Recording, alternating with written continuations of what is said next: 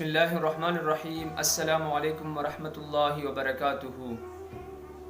محترم ناظرین، آج کی اس ویڈیو میں آپ حضرات کے سامنے ایک بہت اہم اور ضروری مسئلے کے بارے میں بات کروں گا کہ ایک آدمی نماز عید میں تاخیر سے پہنچے تو اب یہ آدمی اپنی نماز کو کس طرح پورا کریں، کس طرح مکمل کریں گے۔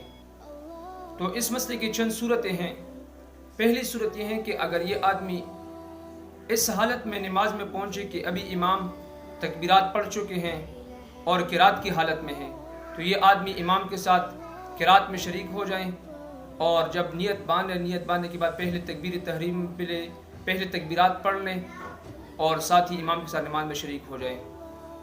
دوسری صورت یہ ہے کہ اگر اس آدمی نے امام کو رکوع کی حالت میں پایا تو اب اس کی دو صورتیں ہیں۔ اگر یہ آدمی اس کو غالب گمان یہی ہو کہ میں تکبیرات مکمل کر کے امام کے ساتھ رکوع میں شریک ہو سکتا ہوں، تو پہلے یہ تکبیرات پڑھ لیں اور اس کے بعد پھر امام کے ساتھ رکوع میں شریک ہو جائیں۔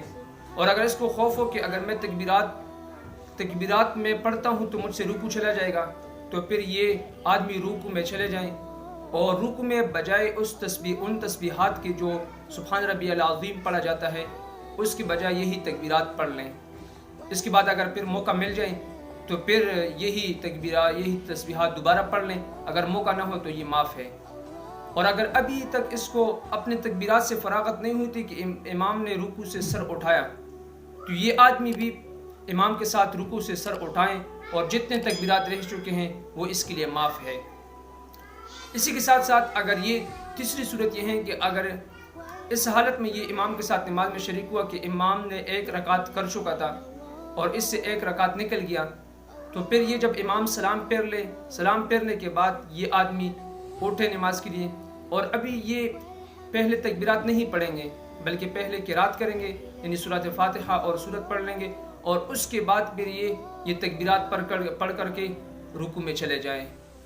اور اگر یہ اس حالت میں یہ آدمی یعنی نماز میں شریک ہوا کہ امام تشہد میں تھا، تو یہ امام کے ساتھ تشہد میں شریک ہو جائیں، اور پھر جب امام سلام پھیر لے تو یہ اپنے معمول کے مطابق نماز کو پورا کر لے۔ اور اسی کے ساتھ ساتھ یہ بات ذہن میں رہیں کہ جو عید کی تکبیرات ہوتے ہیں اس میں آدمی اپنے ہاتھوں کو کانوں تک اٹھائیں، اور جب کانوں تک اٹھائیں تو پھر نیچے ہاتھوں کو لٹکائیں، اس طرح تکبیرات پڑھ لیں۔ اسی کے ساتھ میں آپ سے اجازت لینا چاہتا ہوں۔ السلام علیکم ورحمۃ اللہ وبرکاتہ۔